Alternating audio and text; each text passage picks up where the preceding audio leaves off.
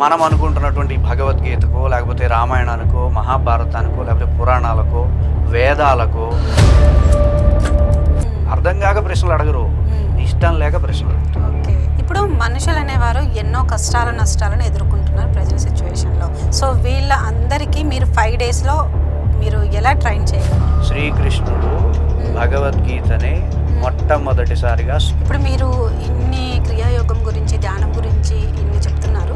So ఇప్పుడు మళ్ళీ మనం ఆయన యొక్క ప్రకాశాన్ని గ్రహిస్తూ మళ్ళీ భగవద్గీతని స్థాపించుకోవాలి. అందరికీ నమస్తే అండి, welcome back to my channel. Bhagavad Gita మన హిందువులందరికీ ఎంతో పవిత్రమైన గ్రంథం. భగవద్గీత మన జీవితాన్ని ఒక మంచి మార్గంలో తీసుకెళ్ళడానికి ఎంతో సహాయపడుతుంది అనేసి చాలామంది అంటున్నారు. ఇప్పుడున్న జనరేషన్లో చిన్నపిల్లల దగ్గర నుంచి పెద్దవాళ్ళ వరకు కూడా భగవద్గీతకు ప్రయారిటీ అనేది ఇస్తున్నారు. సో ఇది ఇలా ఉంటే మనకు ఇప్పుడు 15 సంవత్సరంల నుంచి చిద్గురు గీత అనేది మన ముందుకు వచ్చింది. కానీ చాలా తక్కువ మందికే చిద్గురు గీత తెలుసు. అసలు చిద్గురు గీత అంటే ఏమిటి, చిద్గురు గీతకు భగవద్గీతకు ఉన్న తేడా ఏంటిది? సో ఇవన్నీ మనతో మాట్లాడడానికి ఒక స్పెషల్ గెస్ట్ని అయితే మేము ముందుకు తీసుకొని వస్తున్నాను. వారే చిద్గురు గీత వ్యవస్థాపకులు క్రియాయోగి భార్గవ శర్మ గారు అయితే మనతో పాటు ఉన్నారు. 15 ఇయర్స్ నుంచి ఉన్న ఈ చిద్గురు గీతను మన అందరికీ ఆన్లైన్ క్లాస్ ద్వారా ఎంతోమందికి తన మాటలతో పరిచయం చేశారు. అలాగే వాళ్ళ జీవితాలు కూడా ఎంతో ఆనందదాయకంగా ఉన్నాయి. చిద్గురు గీత మరియు భగవద్గీత క్లాసెస్ని మనకి ఆన్లైన్లో కూడా చెప్తున్నారు. సో వీరితో అయితే మనము వీటి గురించి అయితే తెలుసుకునే ప్రయత్నం అయితే చేద్దాము. నమస్తే గురూజీ. నమస్తే. ఇప్పుడు మనుషులు అనేవారు ఎన్నో కష్టాలు నష్టాలను ఎదుర్కొంటున్నారు ప్రజెంట్ సిచ్యువేషన్లో. చాలామంది డిప్రెషన్గా లోన్ అయ్యి చనిపోతున్నారు కూడా సూసైడ్ చేసుకొని.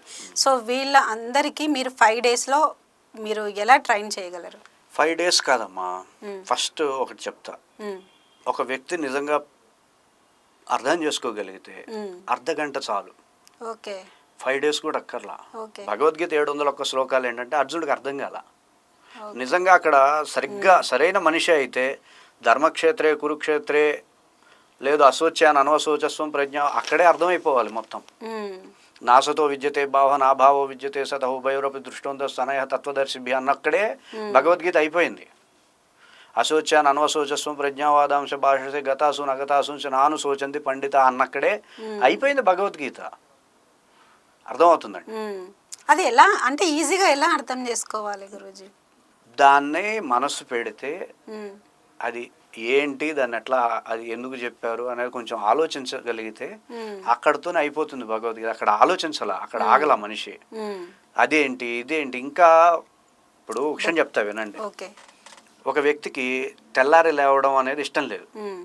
నేను చెప్తున్నా 4 గంటలకు లేవండాయా బ్రహ్మ ముహూర్తం మంచిదని చెప్తా. అతనికి ఇష్టం లేదు. ఎందుకు లేవాలి అంటాడు. ఎందుకు లేవాలనే ప్రశ్న ఎందుకు పుట్టింది? ఇష్టం లేక. అంతేగాని అర్థం కాదు. అర్థం కాక ప్రశ్నలు అడగరు, ఇష్టం లేక ప్రశ్నలు అడుగుతారు. అర్థమైతే ప్రశ్న ఉండదు. ఇష్టం లేక ఎందుకు లేవాలి అంటాడు. నాన్న పొద్దున్నే లేవడం వల్ల నీ పనులన్నీ జరుగుతాయి. పనులన్నీ జరగకపోతే ఏమవుతుంది గురూజీ అంటాడు. రేపు చేసుకుందాం. అంటే ఇష్టం లేక ప్రశ్నలు. ఇప్పుడు అట్లానే అర్జునుడు అడిగాడు. దాని అన్నింటికి ఓపిక్గా స్వామి 701 శ్లోకాల దాకా సమాధానం చెప్తే చివరికి ఓకే అన్నాడు. సో అర్థం కాక కాదు, ఇష్టం లేక మనిషి ప్రశ్నలు అడుగుతాడు. అర్థమైందండి. అర్థం కాక ప్రశ్నలు అడిగేది ఎక్కడా ఉండదు. అర్థం చేసుకునేవాడికి అర్థం అవుతుంది. సో అలా అర్థం చేసుకోండి అంటున్నా భగవద్గీతని. ఊరికే చదవకుండా ఏదో పారాయణలా చేయకుండా మనం ఒకటి ఏదైనా పట్టుకున్నామంటే దానివల్ల ఉపయోగం కలగాలి. అప్రయోజనం మందోపిన ప్రవర్తతే అని చెప్పి మూర్ఖుడు కూడా ప్రయోజనం లేకపోతే పనిచేయడు. కానీ ఈరోజు అర్థం లేకుండా, అర్థం తెలియకుండా, భావంతో సమన్వయం కాకుండా మనం చాలా చేస్తున్నాం. ఇప్పుడు మీరు ఇన్ని క్రియాయోగం గురించి ధ్యానం గురించి ఇన్ని చెప్తున్నారు. మీ గురువు ఎవరు? మీరు ఎన్ని ఇయర్స్ సాధన చేస్తే ఈ స్థితికి వచ్చారు? నేనేం స్థితి కాదమ్మా. నేను ఇంకా నేనేమి ఈ స్థితికి వచ్చాను ఆ స్థితికి వచ్చాను కాదు. నేను సాధకుడిని. సాధన చేసుకుంటూ వెళ్తా. ఈ జీవితంతో నేను సాధన చేసుకుంటూనే వెళ్తా, ఎదుగుతూనే ఉంటా. సాధనకి స్థితులు అట్లాంటివే ఉండవు. ఇది ఎప్పుడు కంటిన్యూస్ టెన్సే. సో అది నా చిన్నప్పటి నుండి నేను చాలా మంది గురువులు ఉన్నారు. నాకు 1వ తరగతిలో ఉండే టీచర్ నా గురువే. ఆవిడ చెప్పినవి నాకు ఈరోజు గుర్తుంటాయి. నేను inter first year second year చదువుతున్నప్పుడు ఒకరి ఇంటి దగ్గరికి వెళ్ళి శిష్యలేఖనం చేశాను. ఆయన నా గురువే. తర్వాత నేను కాలేజీ చదువుతున్నప్పుడు వెంకటేశ్వర విజ్ఞాన మందిరంలో సెషన్స్ కండక్ట్ చేశారు. వారు నాకు గురువే. ఆయనవి నేను ఆచరిస్తూ ఉంటాను. తర్వాత నేను మా స్వామివారి దగ్గర ఆశ్రమంలో ఉన్నాను. ఆయన నాకు చెప్పినవి ఉన్నాయి. వాటిని నాకు అందరూ గురువులే. అయితే ఇక్కడ ఎవరు గురువు అనేది కాదు. ఓకే. ఫస్ట్ నీకు నా జీవితం బాగుండాలి అనే సంకల్పం నీకు ఉండాలి. ఓకే. నేను బాగుండాలి. ఏ గురువు అవసరం లేదంటారు ఫస్ట్. గురువు ప్రతిదీ గురువే. మీరు గురువే. అర్థమవుతుందండి. మీరు కూడా కొన్ని విషయాలు చెప్తారు. ప్రతిదీ చెప్తారు. ఇప్పుడు సిగరెట్ తాగేవాడు కూడా ఒక పాఠం చెప్తాడు. ఏం చెప్తాడు? అది తాగితే ఇంకా అది తాగితే వాళ్ళ తయారవుతావు అని చెప్తాడు ఇండైరెక్ట్ గా. అంతే కదా, మరి గురువే కదా. మరి జగద్గురువా అని చెప్పి నమస్కారం పెట్టాడు. అవునా కదా. అర్ధాయుష్కుతో పోతాడు. నేను చూసా. నేను 4th క్లాస్ 5th క్లాస్లో ఉంటున్నప్పుడు ఒక ఆయన మాకు దగ్గర బంధువు అనమాట. చిన్న తరగతిలో ఉంటున్నప్పుడు చనిపోయాడు. శవం చూసామన్నమాట. ఎందుకు చనిపోయాడు అంటే తాగి సిగరెట్ తాగి అది చూసిన తర్వాత మైండ్, సబ్ కాన్షియస్ మైండ్కి స్ట్రాంగ్గా ఒకటి తగులుకుంది. మనం ఎప్పుడు అట్లాంటి జోలికి వెళ్ళకూడదురా అని.